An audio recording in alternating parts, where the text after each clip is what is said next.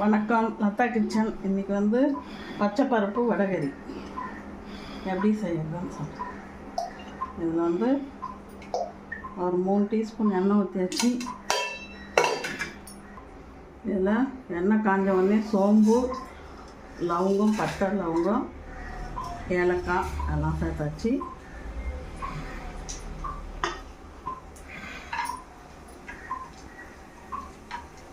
அடுத்தது பூண்டு, இஞ்சி சேர்த்தாச்சு. அடுத்தது கருவேப்பிலை.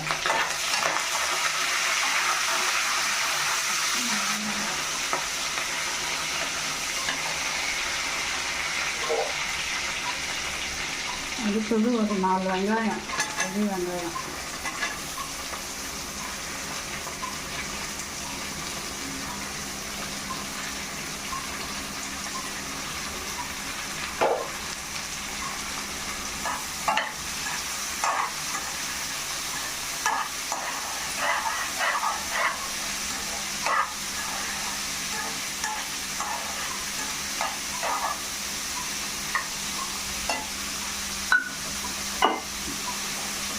அடுத்தது தேவையான கல்லுப்பு சேர்த்தாச்சு.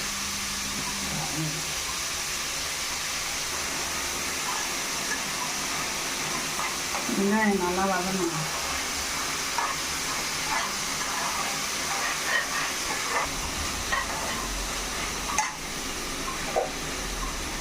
அடுத்தது ஒரு 5 பச்சை மிளகாய், ஒரு 2 தக்காளி.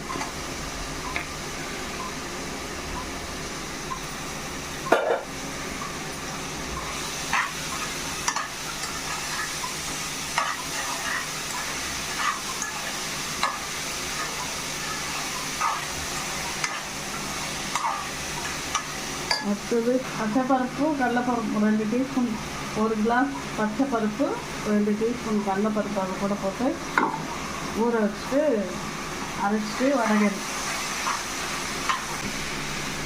இது நல்லா வதக்கிக்கணும். பச்சாவே அவிக்கலாம் இல்லை, பச்சாவே.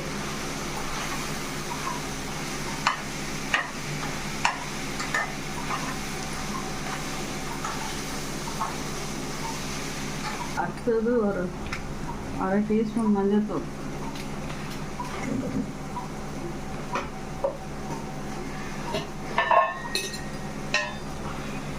அடுத்தது மிளகாத்தூள்,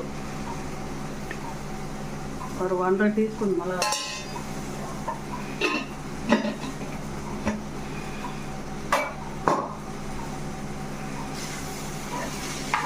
ஃபஸ்ட்டு இதெல்லாம் மிக்ஸ் பண்ணி விடணும்.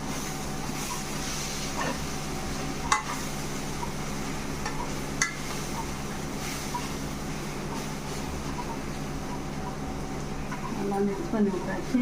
இதில் தண்ணி, இது தண்ணி ஊற்றிக்கணும். தேவையான தண்ணி ஊற்றிக்கணும். சுடு தண்ணி ஊற்றிக்கலாம். நான் உங்களுக்கு தேவையான பச்சை தண்ணி கூட ஊற்றிக்கலாம்.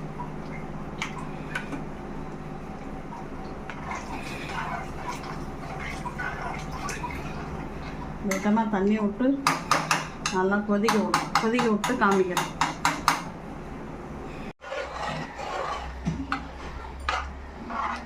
பச்சைப்பருப்பு வடகறி ரெடி ஆயிடுச்சு. இன்னைக்கு பச்சைப்பருப்பு வடகறி ரெடி ஆயிடுச்சு. வடகறிக்கு இட்லி ரெடி ஆகுது. இது லஞ்சுக்கு லெமன் ரைஸ் லஞ்ச் பாக்ஸுக்கு உருளைக்கிழங்கு. இதோடு இந்த வீடியோ முடிச்சுக்கிறேன். ஷேர் பண்ணுங்கள், கமெண்ட் பண்ணுங்கள்.